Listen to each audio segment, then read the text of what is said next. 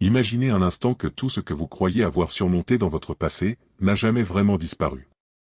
Que chaque blessure, chaque échec, chaque moment douloureux continue de vivre en vous, mais sous une forme différente, avec un nouveau visage.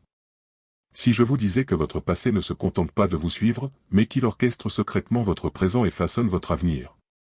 Restez jusqu'à la fin de cette vidéo, car ce que je vais vous révéler va complètement changer votre perception de vous-même et de votre histoire personnelle. Et n'oubliez pas de vous abonner, car nous explorons ensemble les mystères les plus profonds de la psyché humaine. Il y a quelques semaines, j'ai reçu un message troublant d'une abonnée. Sarah, 34 ans, me racontait qu'elle avait tout fait pour oublier son enfance difficile. Thérapie, méditation, voyage. Elle pensait avoir tourné la page. Pourtant, dans sa nouvelle relation amoureuse, elle reproduisait exactement les mêmes schémas toxiques qu'elle avait vécus avec ses parents. Comment était-ce possible? La vérité, c'est que Sarah découvrait une loi fondamentale de la psyché humaine, le passé ne disparaît jamais vraiment. Il se transforme, il mute, il change de costume, mais il reste présent, actif, vivant dans les recoins de notre inconscient.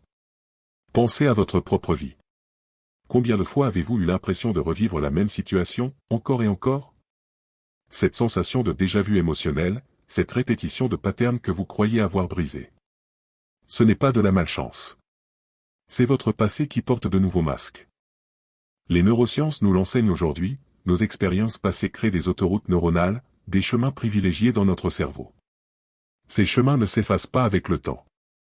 Ils se renforcent, s'adaptent, trouvent de nouveaux moyens de s'exprimer. Votre cerveau, dans sa logique de survie, préfère le familier au nouveau, même quand le familier est douloureux. Mais attendez, car il y a quelque chose d'encore plus troublant que je dois vous révéler sur la façon dont votre passé manipule votre présent. Voici ce qui se passe réellement dans votre esprit, et c'est fascinant, votre inconscient fonctionne comme un metteur en scène invisible qui distribue les rôles de votre vie actuelle en fonction du script de votre passé. Prenons un exemple concret.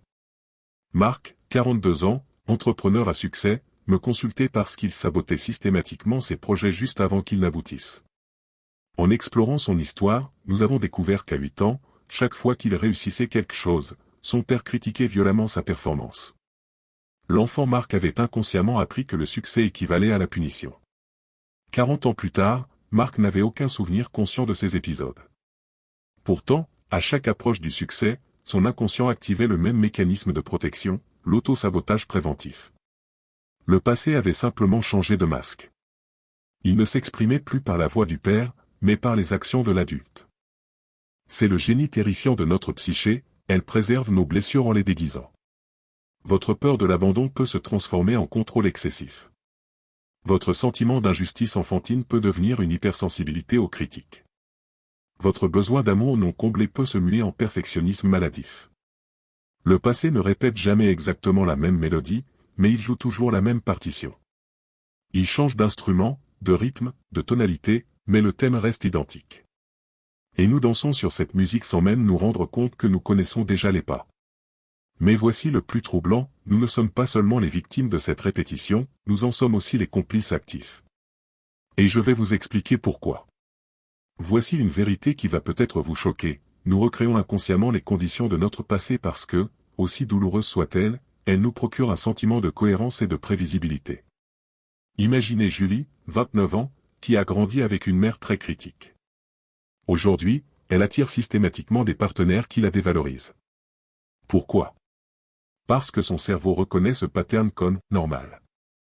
L'amour sans critique lui semble suspect, irréel, dangereux même.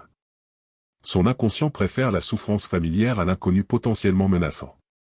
C'est ce qu'on appelle en psychologie la compulsion de répétition.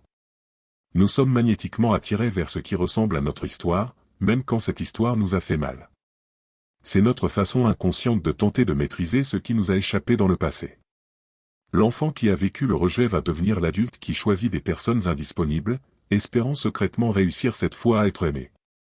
L'enfant qui a été trahi va devenir l'adulte qui teste constamment la fidélité de ses proches, recréant les conditions de la trahison qu'il redoute.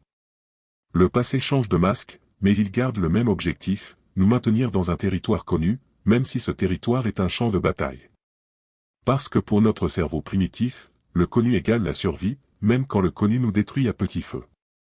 Cette réalité peut sembler désespérante, mais détrompez-vous. Car comprendre ce mécanisme, c'est déjà commencer à le désamorcer. Et il existe des moyens précis de briser ces chaînes invisibles. Mais avant de vous révéler ces méthodes révolutionnaires, laissez-moi vous parler du masque le plus sophistiqué que porte votre passé. Voici le piège le plus subtil dans lequel nous tombons tous, croire que nous avons guéri parce que nous comprenons intellectuellement notre passé. David, thérapeute lui-même, connaissait parfaitement ses traumatismes d'enfance. Il pouvait les analyser avec une précision chirurgicale, les expliquer à ses patients, les rattacher à des théories psychologiques complexes. Pourtant, dans sa vie privée, il reproduisait exactement les mêmes schémas dysfonctionnels que ses parents. La connaissance intellectuelle est le masque le plus raffiné du passé. Elle nous donne l'illusion de la maîtrise tout en maintenant les mécanismes inconscients intacts. C'est comme connaître parfaitement la théorie de la natation tout en continuant à couler dans l'eau. Le passé adore ce masque de la compréhension rationnelle. Il peut continuer à opérer tranquillement pendant que notre mental se félicite d'avoir fait le travail. Nous collectionnons les insights, les révélations, les eureka thérapeutiques, mais nos comportements restent prisonniers des mêmes automatismes. Pourquoi ?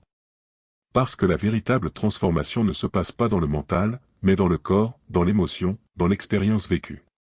Vos blessures ne sont pas stockées dans vos pensées, elles sont encodées dans votre système nerveux, dans vos muscles, dans votre posture, dans vos réactions automatiques. C'est pourquoi une personne peut passer des années en thérapie verbale classique et continuer à répéter les mêmes patterns. Le passé a simplement troqué son masque de souffrance brute contre un masque de sophistication intellectuelle.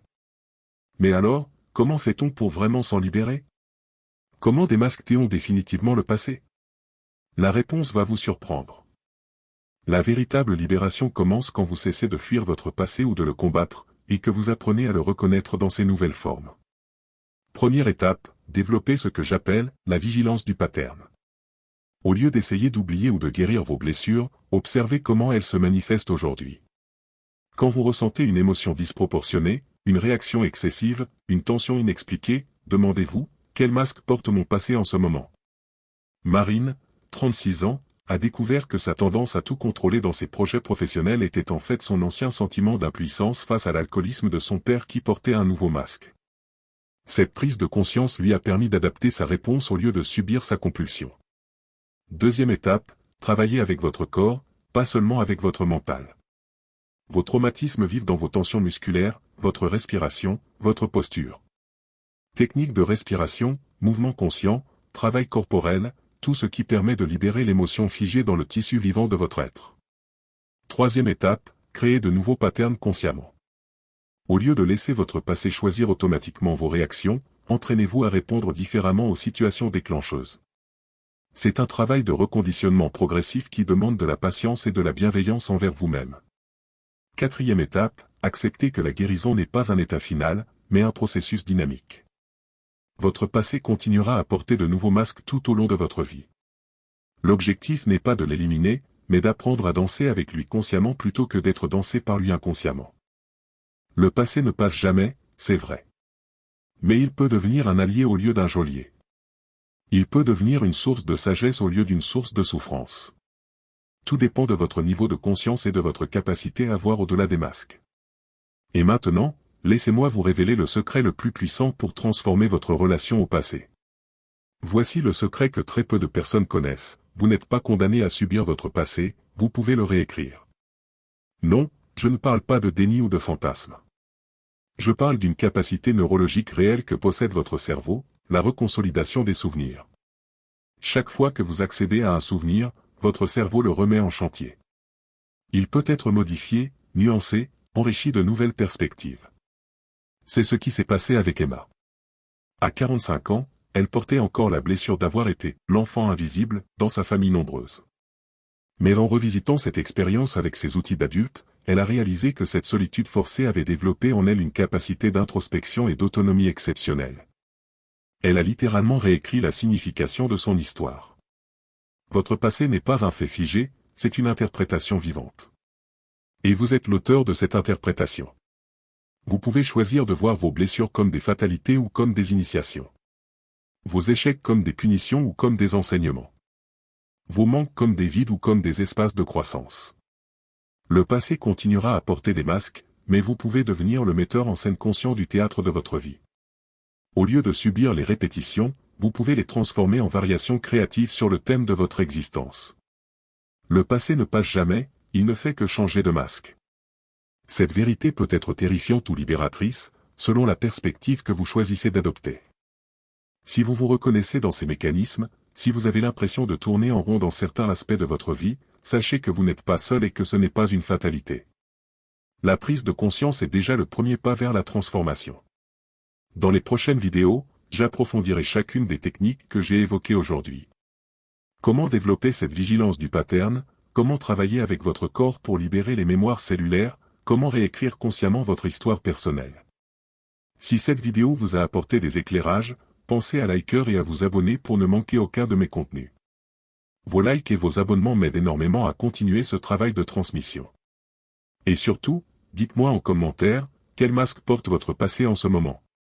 Quelle situation répétitive dans votre vie actuelle vous fait penser à quelque chose que vous avez déjà vécu?